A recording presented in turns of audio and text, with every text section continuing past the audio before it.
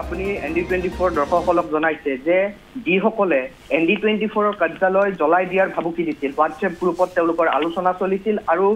এই আলোচনাৰ মূল যিগৰাকী ব্যক্তি আছিল আলিন হুছেইন আৰু এই আলিন হুছেইনে ND24 কাৰ্যালয় জ্বলাই দিয়াৰ তেওঁ স্পষ্টভাৱে তেওঁ উল্লেখ কৰিছিল আৰু যিসকল তেওঁৰ সহযোগী আছিল গুণ্ডা বাহিনী আছিল গুণ্ডা বাহিনীক তেওঁ পৰুষিত কৰিছিল আৰু এই আলিন হুছেইন কোন তেওঁৰ ঘৰ ইতিমধ্যে আমি যি লাভ কৰিছো তথ্য লাভ কৰিছো সেয়াৰ ভিত্তিত আমি জনাব বিচাৰিছো যে তেওঁৰ ঘৰ বাইহাটা চাৰিআলিৰ হাটপাৰাত আৰু ইতিমধ্যে ইভা আপুনি দৰ্শকসকলক জনাইছে আৰু বৰ বেছি ধৰক 1 বছৰৰ ভিতৰত তেওঁ কোটিপতি হল কেনেধৰণে কোটিপতি হল এই যেটো ট্ৰেন্ডিঙৰ তেওঁলোকে কাৰবাৰ চলাই আছিল সেই কাৰবাৰৰ জৰিয়তে তেওঁ বিভিন্ন ধৰণৰ সা সম্পত্তি গঢ়ি তুলিছে এগৰাকী প্ৰাথমিক শিক্ষকৰ পুত্ৰ হৈছে এই আলিন হুছেইন আৰু আলিন হুছেইনৰ যি অগাধ সম্পত্তি এই এবছৰৰ ভিতৰত অৰ্থাৎ 6 মাহ এবছৰৰ ভিতৰত তেওঁ গঢ়ি তুলিছে তাৰ যিটো বৰ্তমান দেখিবলৈ পোৱা গৈছে ওচৰৰ লোকসকলো আসলতে তেওঁৰ যি সহা সম্পত্তি অতি কম সময়ৰ ভিতৰতে কেনেধৰণে কোটিপতি হল সকলো হতবাক হৈ পৰিছে ইতিমধ্যে আমি জনাইছো যে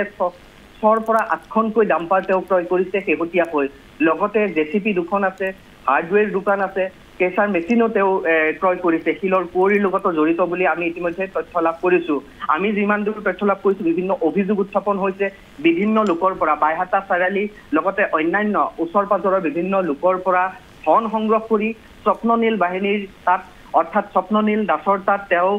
বিনিয়োগ কৰিছিল আৰু যাৰ বাবে তেওঁ স্বপ্ননীল দাসক ৰক্ষণাবেক্ষণ দিয়াৰ বাবে তেওঁ ধোৱা তুলসীৰ পাত সজাবলৈ এনে ধৰণে তেওঁ বিভিন্ন ধৰণে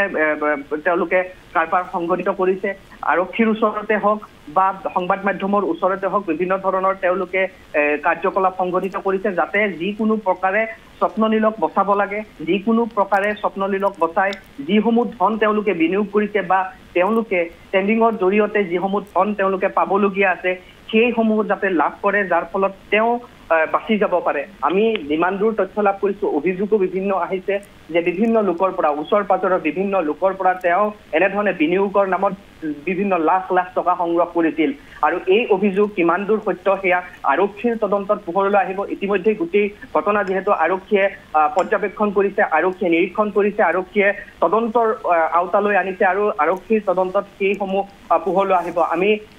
খবৰ লাভ কৰিছো যে নিশাৰ ভাগতো আৰক্ষীৰ এটা দল ইতিমধ্যে তেওঁক বিচাৰি গৈছে কিন্তু বৰ্তমানো পলাতক অৱস্থাত আছে ঘৰত পিতৃ মাতৃসকলক সোধা পোছা অব্যাহত ৰাখিছে আৰক্ষীয়ে সোধা পোছা কৰিছে কিন্তু কোনো ধৰণৰ তথ্য এতিয়ালৈকে লাভ কৰা নাই মই ইতিমধ্যেই কৈছো যে এই 6 মাহ এবছৰৰ ভিতৰত কি ধৰণে কোটিপতি হল বিভিন্ন বাহন ক্ৰয় কৰাৰ পইচা ক'ত পালে এইসমূহ তথ্য আৰক্ষীয়ে নিশ্চয়কৈ সংগ্ৰহ কৰিব ইতিমধ্যে যেহেতু আমাৰ তৰফৰ পৰা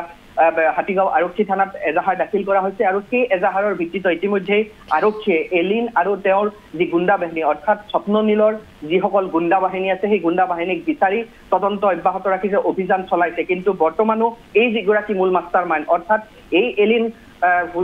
এলিনেই হোৱাটছএপ গ্ৰুপত পৰুষিত কৰিছিল এই এলিনেই হোৱাটছএপ গ্ৰুপত যিসকল সতীৰ্থ আছিল সতীৰ্থসকলক পৰুষিত কৰিছিল এই ঘটনা সংঘটিত কৰাৰ বাবে বা কাৰ্যালয় ঘেৰাও কৰাৰ দৰে এটা ঘটনা সংঘটিত কৰাৰ বাবে আৰু এইজন যি এলিন হঠাৎ কেনেধৰণে আচলতে এনেধৰণে কোটিপতি হৈ পৰিল ওচৰ পাজৰৰ লোক স্থানীয় লোকসকলো হতবাক হৈ পৰিছে কাৰণ এগৰাকী প্ৰাথমিক শিক্ষকৰ পুত্ৰ হঠাৎ কেনেধৰণে এনেধৰণৰ অগাধ সম্পত্তিৰ মালিক হ'ব পাৰে কোটিপতি কি ধৰণে হ'ব পাৰে সেয়াও ৰহস্যজনক পৰৱৰ্তী সময়ত আমি অধিক আৰু তথ্য জনাবলৈ চেষ্টা কৰিম যেহেতু ইতিমধ্যে বহু তথ্য আমাৰ হাতত আহি পৰিছে ইতিমধ্যে আৰক্ষীৰ তদন্তটো যথেষ্ট তেওঁলোকে তথ্য পাতি লাভ কৰিছে আমি পৰৱৰ্তী সময়ত সবিশেষ তথ্য জনাবলৈ চেষ্টা কৰিম কিন্তু বৰ্তমানো গুৰুত্বপূৰ্ণ এইটোৱে যে তেওঁ বৰ্তমানো পলাতক অৱস্থাত আছে আৰক্ষী বিচাৰি অভিযান অব্যাহত ৰাখিছে হয় হিউল আমি পুনৰ আপোনাৰ সৈতে সংযোগ স্থাপন কৰিম এই সমগ্ৰ ঘটনা সন্দৰ্ভত আপডেটছ ND24 দৰ্শকক জনাবৰ বাবে এই মুহূৰ্তত আমি আপোনাক ধন্যবাদ জনাইছো আৰু এই মুহূৰ্তত আমি আলিম হুছেইন সন্দৰ্ভত ND24 দৰ্শকক হিউলৰ সহযোগত আপোনালোকক জনাইছো ND24 কাৰ্যালয় জ্বলাই দিম বুলি কোৱা এগৰাকী আলিম হুছেইন কোন বা তেওঁক লৈ আৰক্ষীয়ে যেনেধৰণে অনুসন্ধান অব্যাহত ৰাখিছে তাৰ পিছত আত্মগোপন যেটো কৰি আছে সকলোখিনি আমি পৰৱৰ্তী সময়ত আপোনালোকক জনাই থাকিম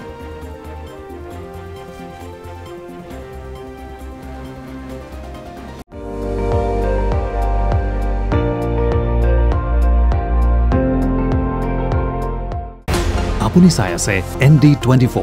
সৰ্বশ্ৰেষ্ঠ নহয় সৰ্বোত্তমৰ দৌৰ